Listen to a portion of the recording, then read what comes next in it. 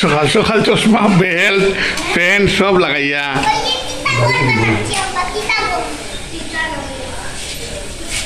তুমি পড়ায়নি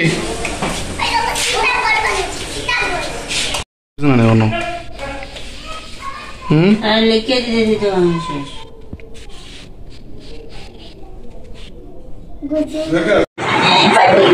ভালো তুই পচা ছেলে তুমি মোটেও ভালো না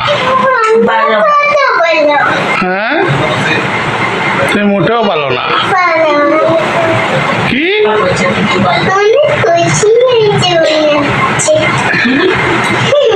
পচা ছেলে আজকে ব্যায়াম করোনি তুমি ভাত খেতে পারবে না আজকে কি খেতে পারবে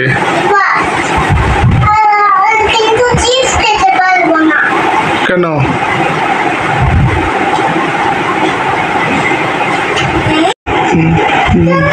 কি একদিকে কি করবে তুমি আইপিএল এ আজ কেকেআর আর রাজস্থান রয়্যালসের মধ্যে খেলা চলছে কেকেআর প্রথম ব্যাট করতে নেমে ওরা 20 ওভারে 206 রান করে কেকেআর ব্যাটারদের মধ্যে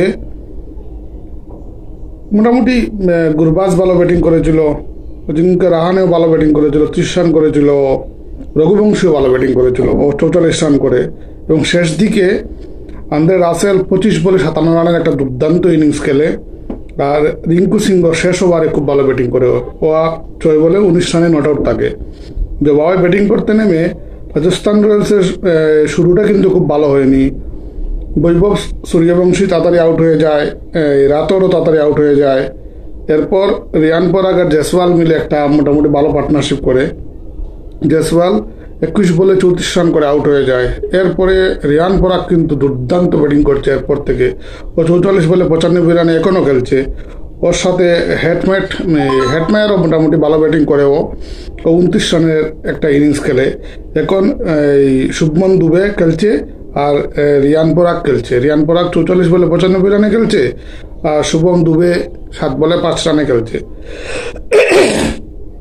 রাজস্থান রয়্যালসের এখন প্রয়োজন হলো গিয়ে 16 বলে 35 রানের দরকার, ওরা মানে ওদের ম্যাচ জিততে হলে। আমার মনে হয় ম্যাচে ওরা জয়ী হয়ে যাবে, যদি না কোনো মানে একটা এলবিডব্লিউ একটা অ্যাপিল হয়েছে না, এলবিডব্লিউ এটা অফ স্টাম্পের বাইরেই ছিল, বলটা অফ স্টাম্পের বাইরেই ইম্প্যাক্ট হয় ওটা ব্যাটসম্যানের সাথে।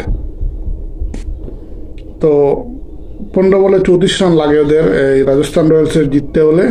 রাজস্থান রয়্যালস আর কেকেআর দুটো দলই এই র্যাঙ্কিংয়ে অনেক নিচের দিকে রয়েছে, মনে হয় মোস্ট প্রবাবলি 7 বা 8 হবে ওরা রয়েছে। কেকেআর বোধহয় 7 রয়েছে আর রাজস্থান রয়্যালস বোধহয় 8 রয়েছে। আর যে জয়ী হবে সে একটু হয়তো আগে যাবে, হয়তো 6 নম্বর বা 5 নম্বরে চলে যেতে পারে, দেখা যাক কি হয়।